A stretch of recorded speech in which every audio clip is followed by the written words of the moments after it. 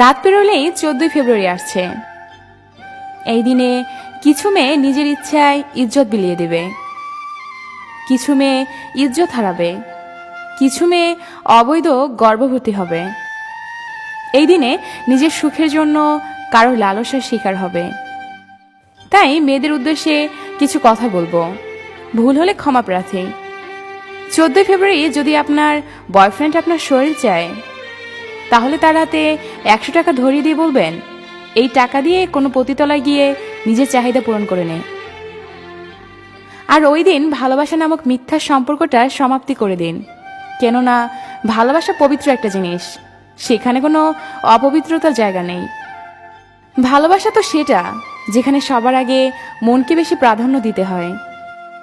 যাকে আপনি মনটা দিয়েছেন তাকে একদিন দেহটাও দিতে পারবেন, তবে সেটা যেন বৈধ হয়। আর যদি তা না হয়, সম্পর্কটার নাম ভালোবাসা দিও না।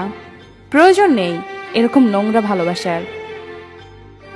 মেয়েদের উদ্দেশ্যে বলছি, আরে বোন, তোমরা তো বোকা, তোমাদের এইসব কুপ্রস্তাব দিলেই কেন রাজি হয়ে যাও? যদি মন থেকে কেউ তোমাকে ভালোবাসে, তাহলে সে তার জিএফকে কোনোদিন এই প্রস্তাব দিবে না।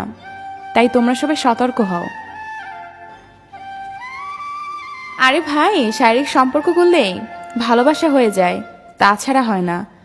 নারী মানে কারো মা, কারো বোন। হ্যাঁ, প্রশ্ন এটাই, তাহলে বউ হবে কে? বউ তো সেই হবে যাকে জন্মের পর আল্লাহ তাআলা তোমার জন্য সেট করে দিয়েছে। নারীদের সম্মান করো, তাহলেই নিজের সম্মান বৃদ্ধি পাবে। আল্লাহ তাআলা এটা বলেছেন, বিয়ের আগে যে অবৈধ সম্পর্ক করবে তার জন্য জান্নাত হারাম হয়ে যাবে। আরো বলেছেন, যে যেমন কর্ম করবে সে তেমনই ফল পাবে, ভবিষ্যতে ভালো কাজ অথবা খারাপ কাজ। অবশেষে একটা কথাই বলে রাখবো, পেট ভরে গেলে মানুষ আর খাবার খেতে চায় না, ঠিক তেমনি প্রয়োজন ফুরিয়ে গেলে সেও আপনাকে কাছে চাইবে না। সবাই সতর্ক হন, কেউ যদি 14 ফেব্রুয়ারি দিন প্রতারণার শিকার হবেন না। কেউ মাইন্ড করবেন না, যেটা সত্যি সেটাই বললাম। সবাইকে অসংখ্য ধন্যবাদ কষ্ট করে ভিডিওটি দেখার জন্য।